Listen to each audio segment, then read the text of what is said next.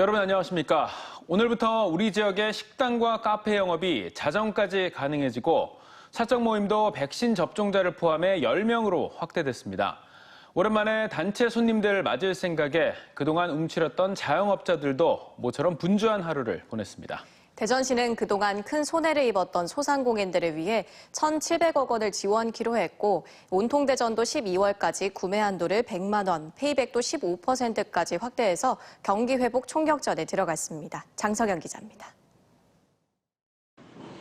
하루하루 버티며 폐업 많은 피해보자는 심정으로 영업을 해왔던 대전 번화가의 치킨집. 밤 10시까지로 제한됐던 영업시간이 자정으로 풀리면서 기대감이 가득합니다. 사적 모임도 백신 접종자 6명 포함 모두 10명까지 가능해지면서 단체 손님 맞을 생각에 절로 미소가 띄어집니다. 손님도 다 그냥 보내시고 해서 마음이 많이 아팠는데요. 12시까지 한다니까 너무 기대도 되고 저희는 이제 2차 손님들이 많이 오는데 이제 많이 좋아지겠죠? 많이 왔으면 좋겠어요.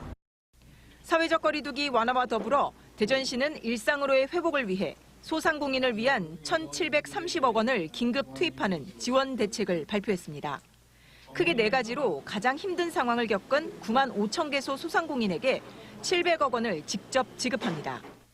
지난 7월 8일 이후 집합 금지 조치를 받은 업체는 200만 원, 영업 제한 업체 100만 원, 일반 업종 가운데도 매출이 감소한 업체는 50만 원이 지급됩니다. 또 못 버티고 폐업한 소상공인이 재기할 수 있도록 400억 원 규모의 무이자 특례 보증도 지원합니다. 지난해부터 올해까지 폐업자 가운데 올해 7월 이후 재창업한 소상공인을 대상으로 업체당 최대 3천만 원까지 지원받을 수 있습니다. 강력한 소비 촉진 수단인 온통대전을 활용해 지역 경제에 활력을 불어넣는 사업도 또 한 번 추진됩니다. 630억 원을 투입해 11월과 12월 온통대전 구매 한도를 50만 원에서 100만 원으로 2배 늘리고 캐시백도 10%에서 15%로 확대합니다. 동원 가능한 재원들을 따져봤을 때 우리가 할 수 있는 최대의 규모라고 할 수 있습니다. 하여튼 미약하지만 이것이 우리 어려움을 겪고 있는 소상공인들에게 힘과 용기가 될 수 있도록 광역단체 최초로 1,000억 원 규모의 소상공인 경영 안정자금을 설치 운영하기로 했는데 10년 동안 연간 100억 원씩 적립해 사회 재난과 경제 위기가 발생할 때 긴급 지원 등에 쓰게 됩니다. TJB 장석영입니다. 고등학교 1, 2학년 학생들에 대한 코로나19 백신 접종이 오늘부터 시작됐고 초등학교 6학년부터 중학생에 대한 백신 사전 예약도 저녁 8시부터 진행되고 있습니다. 그런데 앞선 고3 접종과 달리 같은 학교 학생들끼리도 접종 시기가 제각각이어서 현장에선 어려움이 많다고 합니다. 특히 백신을 맞아야 하는 건지 학생과 학부모들의 고민이 커지고 있습니다. 유재일 기자의 보도입니다. 대전의 한 코로나19 백신 접종센터. 만 16세에서 17세인 고등학교 1, 2학년생들이 팔을 걷고 접종을 시작합니다. 시내 개인 병원에도 고등학생들이 각자 예약한 시간에 맞춰 화이자 백신 접종이 시작됐는데 두려움과 후련함이 공존합니다. 백신을 빨리 맞으면 코로나에 대해 조금 더 안도감을 느낄 수 있어서 이렇게 빨리 맞기로 결정했고요. 그리고 지금 맞으니까 독감 백신보다 놀 때는 안 아프고 그리고 또 팔은 무기력한 느낌 빼고는 괜찮은 것 같습니다.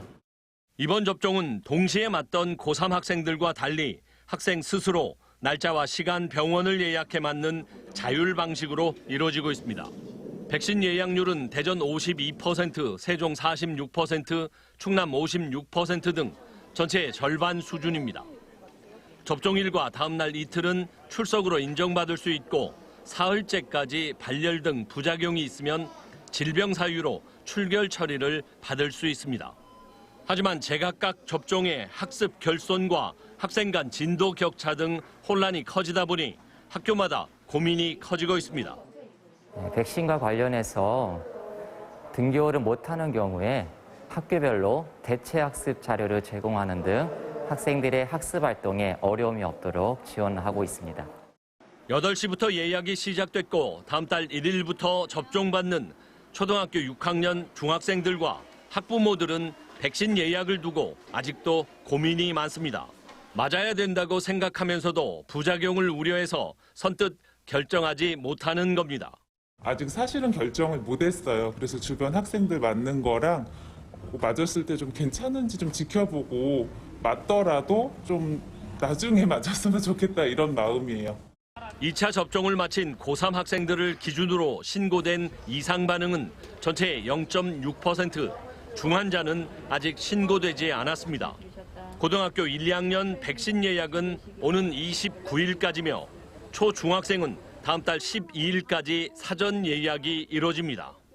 TJB 류재일입니다. 지금 여러분들께서 보는 이 지도, 앞으로 심각한 인구 소멸 위기를 겪을 가능성이 높은 곳들입니다. 보시는 것처럼 대부분 충남 중부와 남부 지역에 몰려 있죠. 정부가 전국 89곳 인구 감소 지역을 지정했는데 충남 15개 시군 가운데 9곳이 처음으로 지정됐습니다.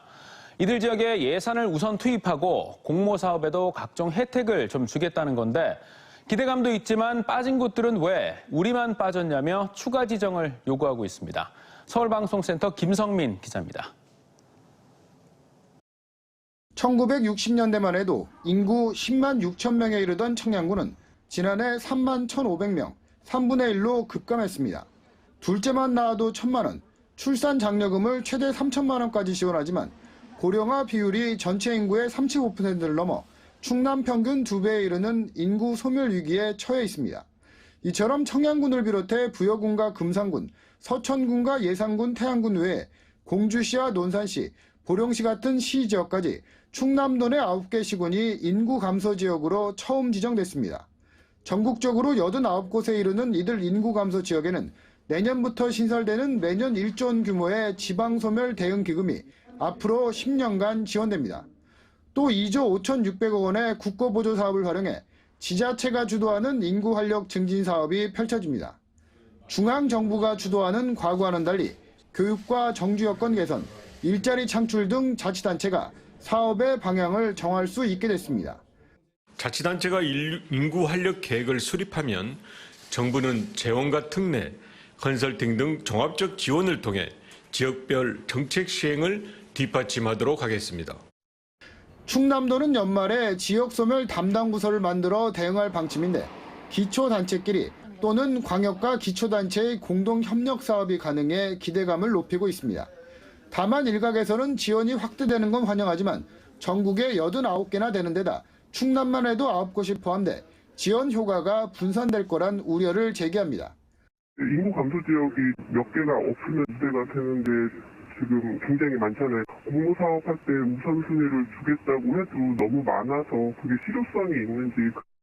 특히 홍성군은 도내 군 지역에서 유일하게 빠져 반발과 함께 추가 지정을 요구하고 있는데 내포 신도시 때문으로 분석됩니다.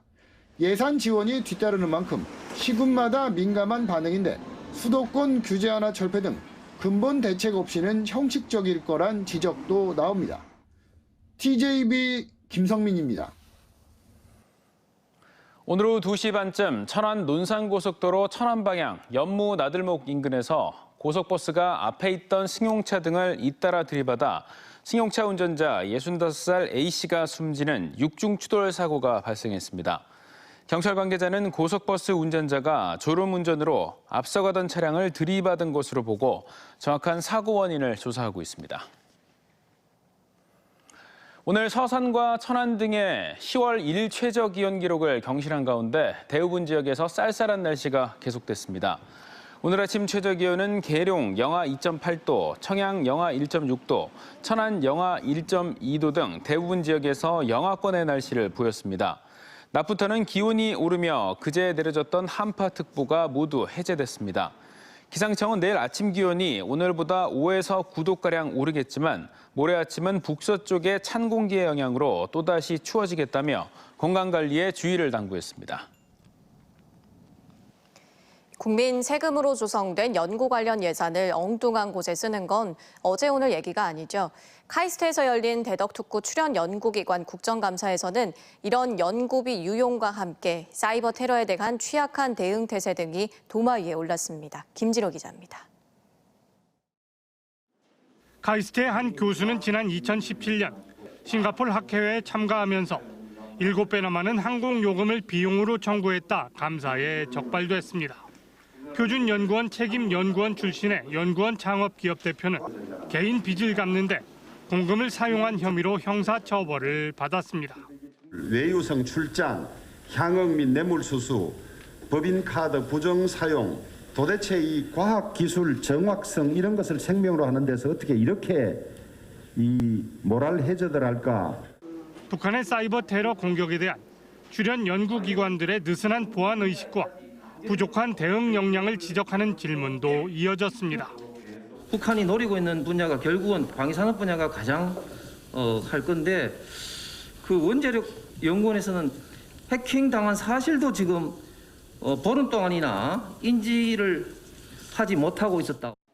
세 차례 연기 끝에 목표였던 연내 1단계 사업 완료에 실패한 중유온 가속기 구축 사업 역시 의원들의 비판을 피해가지 못했습니다. 아무리 제가 여당 의원이어도 아니 뭐 5개월 만에 올해 말까지 안 될 거를 그럼 올해 5월에 몰랐나? 올해 5월에는 왜 12월까지 한다고 해놓고 이렇게 가시나? 이건 좀 문제 있지 않습니까? 감사 초반 여야 의원들은 성남시 백현동에 식품연구원 부지 매각을 둘러싼 특혜 의혹을 놓고 질의 형식을 빌려 기싸움을 펼치기도 했습니다. TJB 김진호입니다. 네, 지금 보시는 것처럼 서해 광천 새우젓은 전국에서 유일하게 토굴에서 숙성하는 걸로 유명하죠. 그런데 3년간 축제가 중단되면서 상인들의 고통이 컸습니다. 홍성군이 올해는 비대면 축제를 열어 상인 소득도 높이고 지역 경제 활성화에도 나서기로 했습니다. 강지령 기자입니다. 산속 굴을 따라 50여 미터를 들어가자 숙성 중인 새우젓 통들이 줄져 나타납니다. 지난 6월 잡은 새우로 젓갈을 담가 3, 4개월 지난 육젓입니다. 광천 토굴 최상품 육젓입니다. 이렇게 새우살이 통통하게 올랐고 국물도 뽀얀 우유빛깔로 변했습니다. 제대로 숙성된 겁니다. 70여 년 역사의 광천 독배마을 40여 개의 토굴에서 숙성된 새우젓이 제철을 맞아 드디어 햇빛을 보게 됐습니다. 새우젓은 담근 시기에 따라 오젓과 육젓, 추젓으로 나뉘는데 김장부터 고기와 국물류의 간을 맞추기까지 최고의 전통 식재료로 꼽힙니다. 특히 광천 토굴은 14도에서 15도, 습도 85%로 연중 일정하고 해풍까지 불어와 새우젓을 위한 최고의 환경을 갖췄습니다. 자연 그대로 발효가 오랜 기간에 형성이 되기 때문에 깊은 맛도 있고 구수한 맛도 있고 익히를 못해서 매년들 수십 년씩 여기는 전국에서 다 오시거든요. 하지만 2019년은 돼지열병으로 지난해는 코로나19로 축제를 열지 못해 현지 매출이 3분의 1까지 떨어져 지역 경제가 위기를 맞았습니다. 홍성군은 광천 토굴 새우젓이 잊혀진 이름이 되지 않도록 올해는 오는 21일부터 11월 말까지 비대면 축제를 열기로 했습니다. 또 수라상까지 올랐던 또 다른 특산품인 광천 김과 함께 꾸러미를 만들어 전국에 홍보할 계획입니다. 지역 상인들이 아주 많은 어려움을 겪고 있습니다. 그래서 올해는 비대면 축제라도 개최하여 상인들을 돕고 또 광천 토굴새우젓과 광천 김의 우수성을 전국에 알리고자. 특히 새우젓은 중장년에 비해 신세대의 선호도가 다소 낮은 만큼 축제 기간에 유튜브 등을 활용한 감각적인 홍보에도 집중할 계획입니다. TJB 강진원입니다. 대통령 직속 국가물관리위원회가 제시한 공주보 부분 해체 결정과 관련해서 공주시가 지역사회 의견을 모아 합리적으로 처리하겠다고 밝혔습니다. 공주시는 공주보 부분 해체와 상시 개방 시 우려되는 피해 방지와 대책 마련을 위해 구성한 민관협의체에 갈등 조정 전문가를 추가로 참여시키고 현재 공주보 모니터링과 함께 부분 해체에 따른 물이용과 해체 시기 등을 논의 중입니다. 특히 쌍신지구 등의 농업용수 공급과 가뭄 대책, 환경 개선 사업을 물관리위원회에 건의해 대책 완전 개발 등을 추진 중이라며 지역민과 전문가, 환경부와 협의해 보완 대책을 논의하겠다고 밝혔습니다. 의료과실로 10대 환자를 숨지게 한 의사에게 금고 1년에 집행유예 2년이 선고됐습니다. 의사 A씨는 지난 2015년 10대 환자에게 허벅지 지방 흡입 시술을 하던 중 동맥이 손상되는 피해가 발생했고 나흘 만에 저혈량 쇼크에 따른 다발성 장기 부전으로 숨졌습니다. 대전지법 재판부는 피고인의 부주의로 어린 피해자가 사망에 이르렀지만 유족과 원만히 합의한 점을 양형에 고려했다고 판시했습니다. 재판을 받다가 실형을 선고받고 법정에서 달아난 50대 남성의 행방이 도주 엿새째 오리무중입니다. 지난 13일 대전지법에서 사기 등의 혐의로 징역 6월을 선고받은 50대 A씨는 법정 구속 절차가 진행되던 중 감시가 소홀한 틈을 타 법정에서 달아났고 자신의 차량을 타고 경기도 일대로 도주한 것으로 알려졌습니다. 대전 둔산경찰서는 형사 4개 팀을 동원해 추적하고 있지만 A씨가 휴대전화를 꺼놓는 등 추적을 따돌려 검거에 어려움이 있다고 밝혔습니다. 올해로 3번째를 맞는 강경 야행문화제가 오는 22일부터 사흘간 논산시 강경포구와 젓갈공원, 강경구락부, 옥녀봉 일원에서 열립니다. 코로나 확산 방지를 위해 온택트와 오프라인으로 병행되는데 개막식과 탤런트 강부자 씨가 참여하는 시간여행, 퓨전 재즈와 국악 등 다양한 프로그램들이 유튜브 채널 등 랜선으로 공유됩니다. 강경구락부와 대흥천변 등에서는 강경의 근대 건축 이야기와 사진 전시회, 근대생활 문화체험을 할 수 있습니다. 코로나19와 주 52시간 근무제로 어려움을 겪고 있는 지역 중소기업들을 위해 대전시가 신규 고용 시 2명의 인건비를 석 달치 지원하기로 했습니다. 올 7월 1일 기준 주 52시간제를 적용한 상시 근로자 5인 이상 50인 미만 사업장이 우선 지원 대상으로 지원금은 올해 최저임금을 적용해 월 209시간 근로할 경우 90%인 164만 원을 최대 3개월까지 지급합니다. 오는 20일부터 11월 19일까지 대전 일자리경제진흥원 홈페이지에서 접수할 예정으로 모두 106억 원이 지원됩니다. 마을 이장이 다른 직업을 겸해서는 안 된다는 일부 지자체의 규칙이 다른 곳에는 없는 독보적인 규정이라고 해도 이는 존중돼야 한다는 법원 판단이 나왔습니다. 태안군에 따르면 마을 이장 A씨는 어촌계장을 겸하고 있다는 이유로 태안군에 의해 이장직을 박탈당하자 면직 처분 취소 소송을 냈고 대전지법은 최근 원고 패소 판결을 내렸습니다. 재판부는 이장의 겸직 금지 의무가 타 지자체는 없는 규정이지만 다양한 조치의 하나라고 판결했습니다.